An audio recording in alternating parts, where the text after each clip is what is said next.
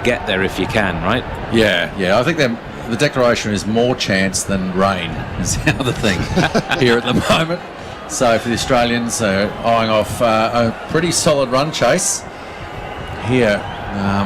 But I think just watching them too, they're pretty relaxed characters and experienced. Whilst the total might bother them, the task won't. I think you'll find that they'll be quite comfortable and they'll try and find a way. Cummins continues here into Siraj, who edges down towards deep third, and it will be a single. So Akshay Patel on strike. The crowd roars once again. For Siraj, 400 up as well. He's off the mark and 400 up, as you mentioned. What a moment. What a moment for this side. 5 for 168. They were, so that's what, 232 runs on from that moment. And really, at the time, it was looking, could be anyone's game. It was like, obviously, Australia were right on top there, coming back from their 177 in the first innings. But haven't we seen some wonderful batting? The tail. When I say no tail, I hate describing the tail, obviously. It's a lower order batsman wagging. You're so polite. Very politically correct of you, Casper. Bowlers around the world representing will be all loving it. Don't worry, guys, I got us. I got our back. Pat Cummins then will come around the wicket here. Field being changed as Akshay Patel is on strike. 84 not out. 4 minutes until the lunch interval. Pat Cummins runs in, and the spider cam goes right across his eye line. There's been quite a few problems with that. Short delay in play earlier on, with Alex Carey pleading on the stump mic, can somebody please just move the spider cam? How difficult can it be? Put some batteries in the remote. Akshay leaning back and cutting this one away out towards deep backward point, but refuses the single once more. Do they still drive the spider cam with a joystick? I think that's how they move it around, don't they? Like an Atari. Must have run out of charge the or Atari something. 2600. Ah, yes. As a kid, I'm exposing my age, of course. So, a little bit before my time, but I do remember seeing them. Well, Xbox, of course, and PlayStation, different controllers. Yes, there was like the old Atari 2600. With a joystick, Yeah, joystick that actually was a stick. Had one red button. Cummins in again, he's bowled him. Yes. Knocked him over, stumps are rattled. He thought it was a play and a miss, Pat Cummins. He didn't even realise that the bails lit up. And Akshay Patel's brilliant innings comes to an end. India all out for 400. But he'll go off to a standing ovation. He looks disappointed, the man from Gujarat. But he gets a pat on the head from Mohammad Siraj, shaking hands with a few of the Australian players on his way back to the pavilion as well. He'll have a job to do with the ball. And that's a clever bit of bowling from Pat Cummins, just shaving the outside of that off stump. We've seen those before where the bails don't come off. This time Cummins gets his man.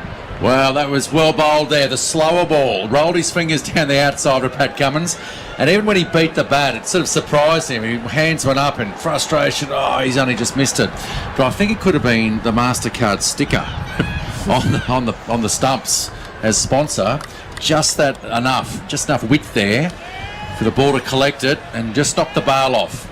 But wonderful performance there. You mentioned Akshay 84, and just the lower order performance here has really put them in such a great position, India. But how about Todd Murphy? What a debut for him. Outstanding work. We talk about Nagpur, of course, being the geographical centre of India.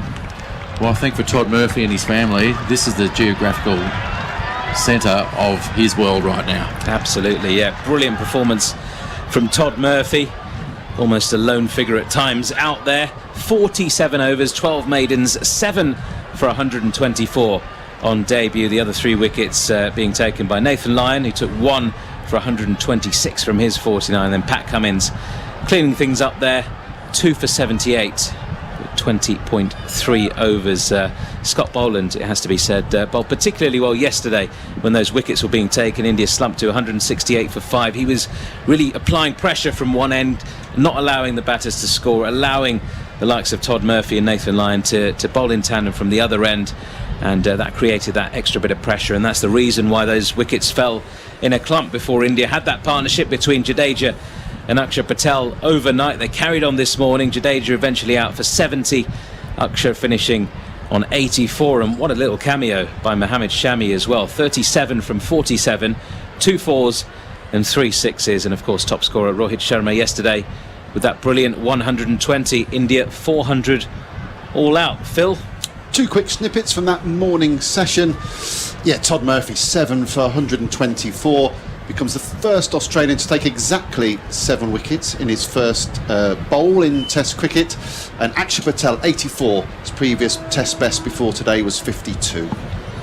There you go. So stats being broken. Thank you very much, Phil. We'll hear more from you throughout the afternoon, as we will with Casper. This is going to be lunchtime. Just that final wicket taken 2 minutes before the scheduled lunch interval. So the players will take lunch now, with India all out for 400 in reply to Australia's 177. That gives India a lead of 223 runs.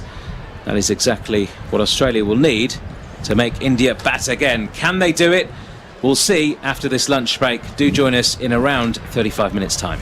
With TalkTalk, you can speed up and spend less on broadband in 2023. Out of contract on superfast fibre? Double your speed and save on average £125 over 18 months by upgrading to TalkTalk Full Fibre 150. That's just $29.95 a month plus no setup fees. Search TalkTalk Full Fibre for deals that make sense. TalkTalk. CPI plus 3.7% annual increase from April 2023, subject to local availability. Average saving on Full Fibre 150 versus major competitors publicly available out of contract. Standard Fibre 65 equivalent only on 21st October.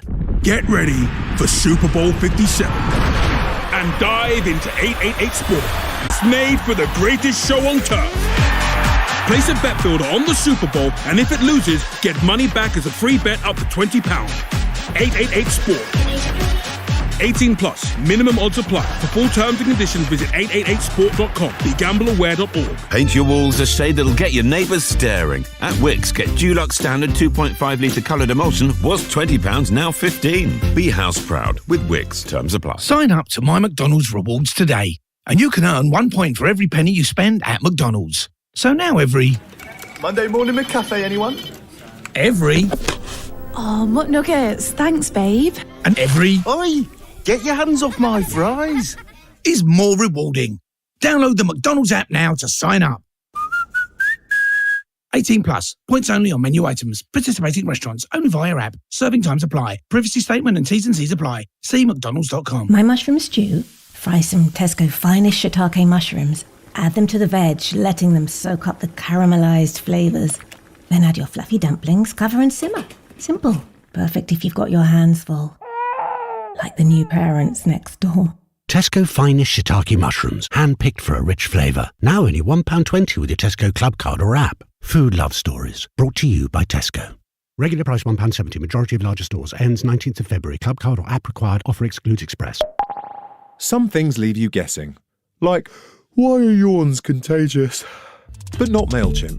MailChimp eliminates guesswork from email marketing by analysing data from billions of emails to offer up personalised recommendations for how to improve your email content and targeting. Guess less and sell more with Intuit MailChimp. At Toolstation, we're celebrating our 20th year with 20 top deals from our wide range of trade quality products. So you can join us in raising a power tool while saving money as you do so. Like £100 off a Milwaukee Compact Brushless Combi Kit and £20 off a DeWalt Laser Level. Our 20 top deals are available in-store and online. Or download the app and get an extra 10% off your first order. Hip hip! Toolstation. Let's take a huge slice of West Ham and slam it into a Chelsea bun. Pop it onto the pitch at gas mark 10 for 90 minutes and voila! A Saturday afternoon football feast. Michelin star? No, Premier League. West Ham versus Chelsea. Kick-off 12:30 Saturday, exclusively on TalkSport. Yes! Delicious! On DAB+, online, via the TalkSport app, and on your smart speaker. Full ball-by-ball commentary as India take on Australia in the first test, direct from Nagpur, India. And he's just hit through the line for 6. On TalkSport 2. Welcome back to live coverage of day 3 of the first test between India and Australia. It's the lunch break in Nagpur. India started the day with a lead of 144 runs and 3 wickets still remaining.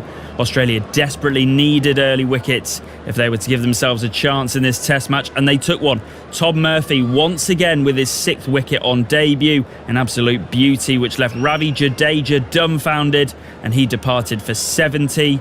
And then a big moment, Scott Boland dropped Shami when he was on 7 runs. How costly that became. He stuck around with Axar Patel at the crease and ground out a partnership and had a fantastic cameo as he ended up scoring 37 before he was caught by wicketkeeper Alex Carey. Off the bowling of who? Yes, that man again, Tom Murphy, with his 7th wicket. Pat Cummins then got the final wicket of Axar Patel, who went for an impressive 84, a test best for him. India in a great position. Overall, a bad morning for the Aussies, and they could now be looking at an innings defeat in this first test. India all out for 400, a lead of 223 runs.